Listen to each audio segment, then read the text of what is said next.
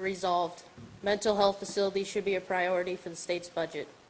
If you shut down mental health facilities, it is immoral because ignoring another person's health needs is utterly contrary to our collective values and principles. We should value good health.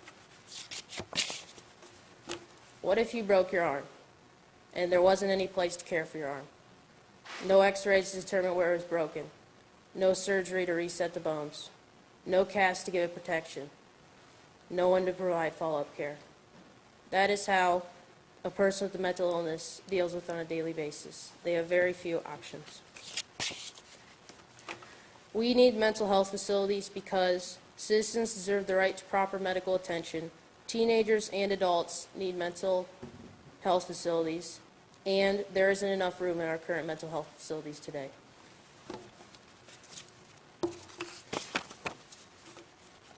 Citizens who have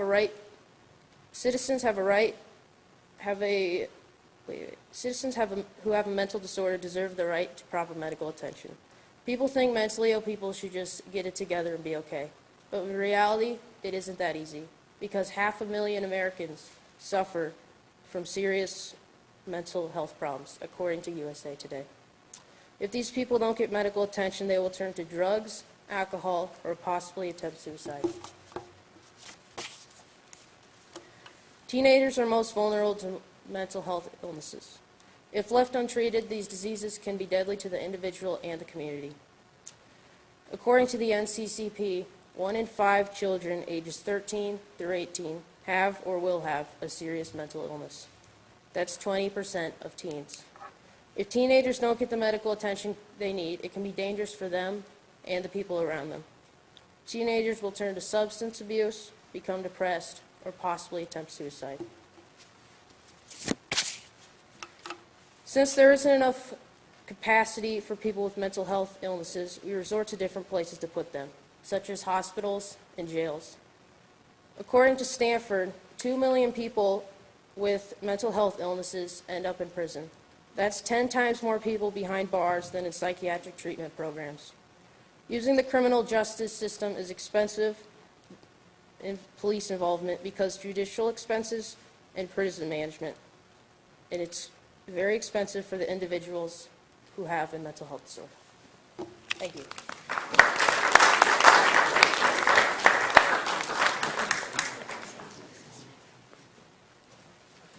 Affirmative or negative opening and main argument.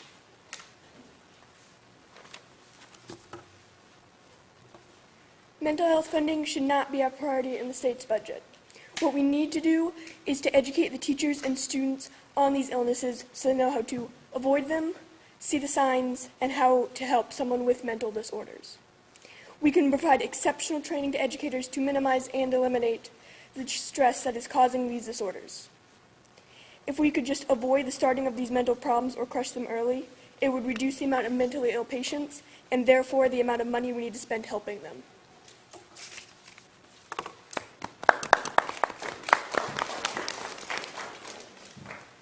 If we could better educate students and teachers about mental illnesses, fewer people would have to use mental health facilities. Let's face it, our current school program isn't what it's cracked up to be in terms of mental health education. The most education we received in the way of mental illness is that depression equals always sad, and the only resource we were given was the number for the suicide hotline. Could someone kindly explain why things should have to go so far before a student can seek help? No one should have to call the suicide hotline because they didn't have anywhere else to go before their problems escalated. With proper education, students can learn healthy coping skills to deal with their stressors. Because of this lack of resources, we compiled a list of topics that cause stress for a lot of people, and each topic is listed with its according library number. You can ask one of us to give you a copy of it later. Not only do we need to provide better education for students, but we need to provide better outreach for those with mental illnesses in order for them to receive help. Schools need to provide at least anxiety and depression screenings in order to diagnose teens before their disorder becomes debilitating. For most of us, the only depression screening we've had was at our last doctor's visit, if we even have a screening. Unfortunately, we only see the doctor once a year, and the onset of a disorder can impact our lifestyle within days of appearing. Along with regular classroom visits from counselors, screenings can help diagnose anxious, depressive, or even suicidal teens before it's too late. The opposing team may try to convince you that these extra measures won't impact enough kids to make a difference, and they could not be more wrong. According to LiveScience.com, approximately 32% of teens suffer from some form of an anxiety disorder. In a poll we conducted, about 17.5% of students have gone to counseling in the last year. Quote, only about half of people coming in for services have a diagnosable mental disorder, says Maria Ogden, a clinical psychologist at Unity Point Counseling Center. This means that of that 32%, about 23.25% go undiagnosed. That might not seem like a lot. It's just a number after all. In this school alone, that would mean that there are 233 students going with undiagnosed disorders. That's 1 in 4 of us walking around with an undiagnosed mental disorder. There is no way that school mental health programs will not make a difference.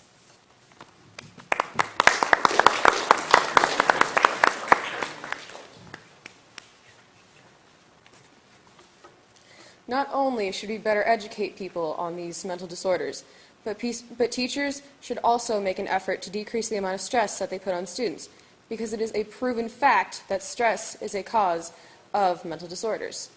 Marissa Maldonado, a writer for Psych Central and a coordinator in helping find the mental health treatment they need, says that many studies show a correlation between stress and the development of mood disorders, such as anxiety disorders and depression.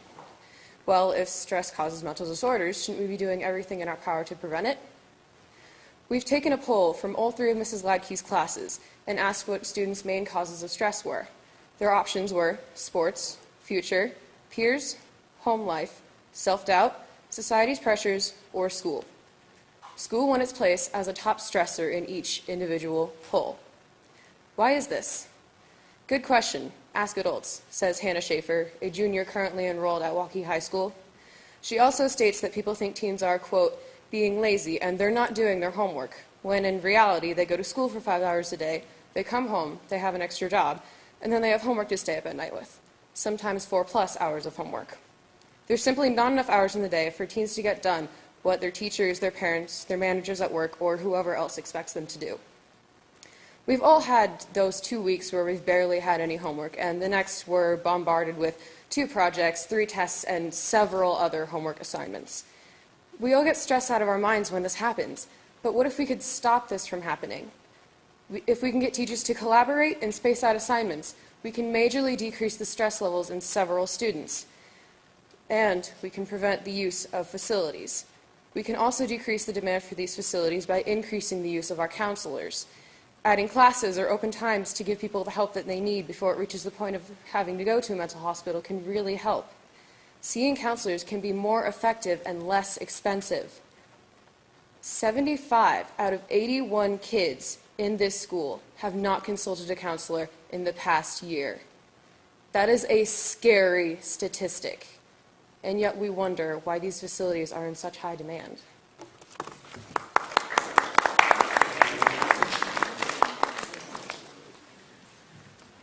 Mental health facilities and medication aren't as effective as people envision them to be. On average, an 8-day stay at a mental health clinic costs around $5,700. I don't know about you, but I certainly don't have that kind of money just laying around to give away. Even then, most inpatient mental health facilities are simply stabilization clinics, meaning they're only willing to keep patients if they're ready to kill themselves that night, and they'll discharge you as soon as you're not in imminent danger. Intervening at the point of imminent danger is too little too late and at the highest cost possible. My opponent may try to say that these centers are beneficial because at the end of the day, the patient is still alive. The problem with this, however, is that as soon as a patient is checked out, they're sent right back to their alcohol, their abuser, or whatever caused the suicidal behaviors in the first place. This is why relapse rates are extremely high. Medicine may be an option for some, but for many, this isn't true. Medication can be extremely pricey, costing up to hundreds or even thousands of dollars per bottle. There are a number of other reasons people can't take it as well, such as having a harmful reaction to the medicine or even going undiagnosed. Clearly, state funding will only benefit a small percentage of sufferers who desperately need help. If we count on the mental health service industry to bear the weight of caring for our mental health needs, we are wasting precious dollars and allowing people to get far sicker before getting them the needed help.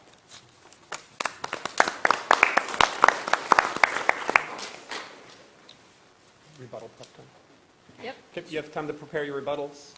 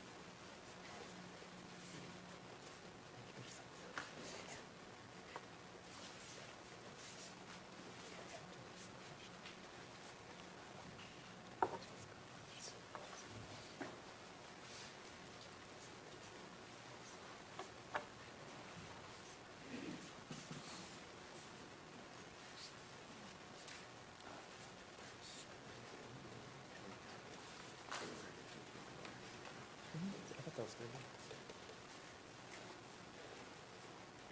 10 seconds.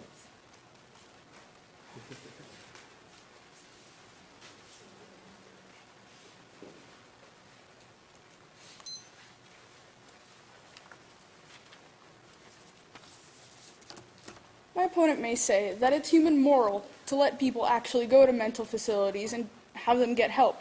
But what good is morality when more than 50% of the people with a mental illness don't take use of those mental centers provided? We can help people stay out of prisons and jails if we provide the education and interfere before it grows and before it turns into a big problem that will cost the government more money than it needs to. And why would people go to jail if they don't have any reason to go for it? Like, say they don't have a mental illness and they don't need the facilities to go to, then that'll cost everyone a lot less money than the beginning.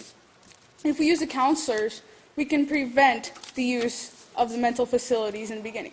How many people here actually went to a counselor for any other reason than for scheduling changes? I can say that it's less than 20% of all the students sitting here. With these facilities, we can help people reduce the percentage of people that actually have a mental illness and help them find ways to treat their cause. And if we let this root stay the way it is, it'll soon turn into a weed and spread like a wildfire.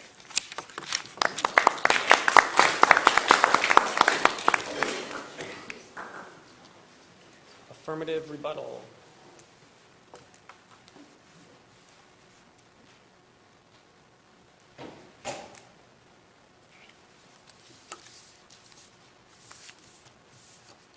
My opponent says mental health cuts should be used to fund more important issues, but we disagree. Funding mental health is the most important to fund. If you drive the services available, then the hospital emergency rooms and the police, who are also at their breaking point, will have to deal with an increasing number of people who are suffering from an untreated mental illness. If taxpayers don't make this a priority, it will have a greater toll for our community. Most of the people who are diagnosed are nonviolent, but events like the Columbine shooting or Sandy Hook, where Adam Lanza, who suffered from obsessive-compulsive disorder, did not receive the services needed, shot 26 people. You don't want to be another face on the slideshow of the kids who died. Teachers who try to save students don't want to have their families sit down their loved ones to tell them that dad, mom, sister, brother didn't make it. Because anyone who is a victim of a school shooting has more to live for. Even though we should make cuts in funding mental health, we have to start creating more halfway houses and inpatient and outpatient services. We can't stand there and wait until the next shooting comes around, because if we truly cared, we would do something about it.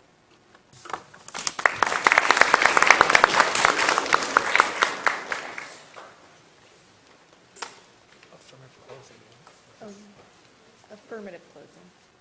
You'll be, this is your closing. You'll be right after affirmative. So affirmative closing, then negative closing.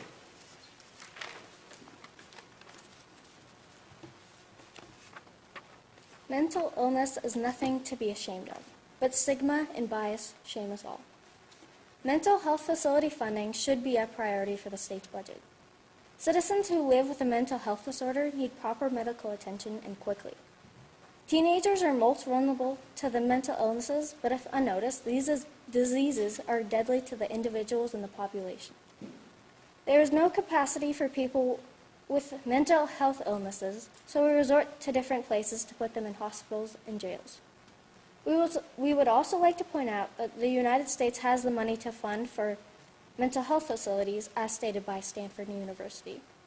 Crisis should be used as a vehicle for change, not as an excuse for abandoning some of the nation's most vulnerable citizens, says the National Alliance for the Mentally Ill.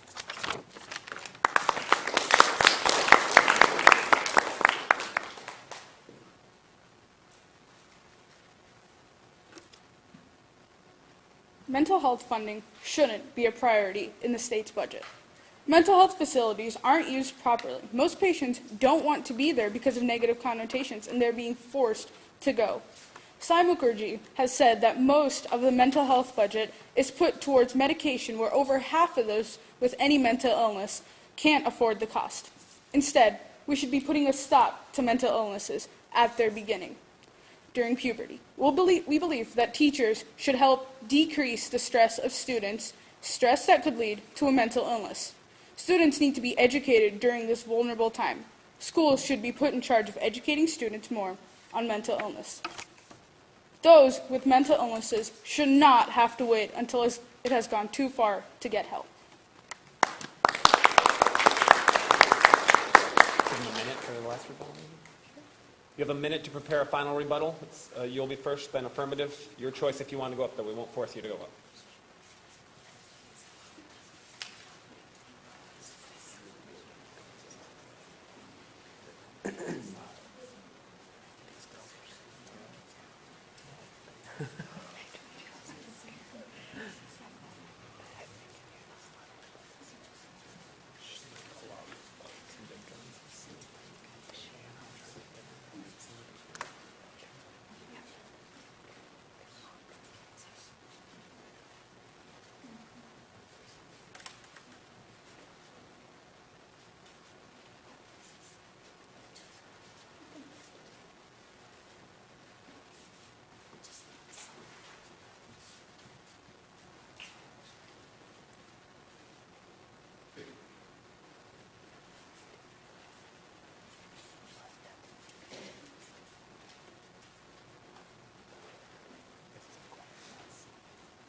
About 15 seconds.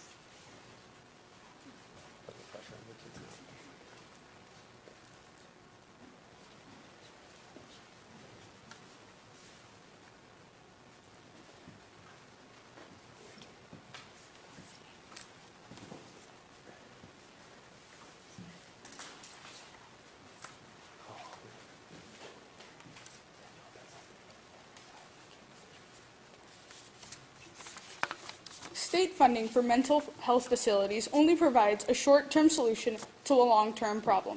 We need to nip problems at the source. And my opponent says that if you fund for facilities, it'll help reduce crime rates and help prevent things like Sandy Hook shooting. But again, more than 50% of the people with a mental illness that even caused crime didn't seek help. The crime was blamed on their unstable and untreated mental state. Is there a guarantee that if we fund the mental facilities, they will be used to help people stay out of the streets and out of prisons and out of jails? As Katie stated earlier, an 8-day stay at a mental facility costs over $5,000. That's hardly enough time to treat an individual, and I doubt everyone, again, we don't have that money lying around just to take to a mental health facility. If we treat the individual and keep them from causing crime, it'll, again, reduce crime rates. It'll reduce the amount of people with a mental illness in jail. And also, they say that the U.S. has enough money to actually spend for funding for mental health facilities. We agree.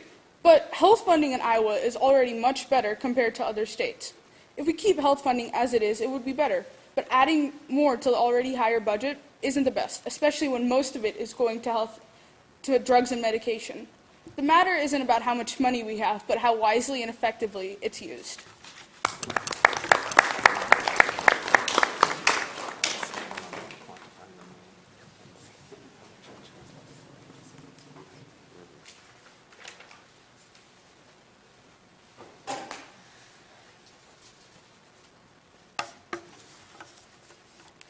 My opponent says people with mental issues can easily bounce back to our normal state, but we disagree.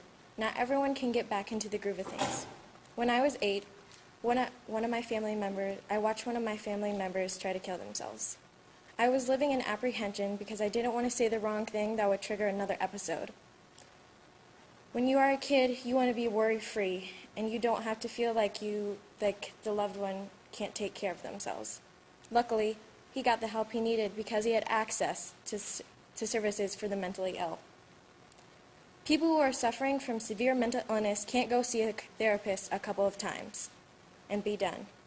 People are at different stages. Some who have severe cases, such as schizophrenia, where they hallucinate, put themselves in danger because they don't want to take their pill, and some aren't so severe. We want to bring these people back to a state where they can interact in the community and not send them back out in an unstable mental state. Even though for some it's easy to control your emotions, we should be creating more nonprofit organizations and taking preventative measures at an early age for those who are suffering from mental illness.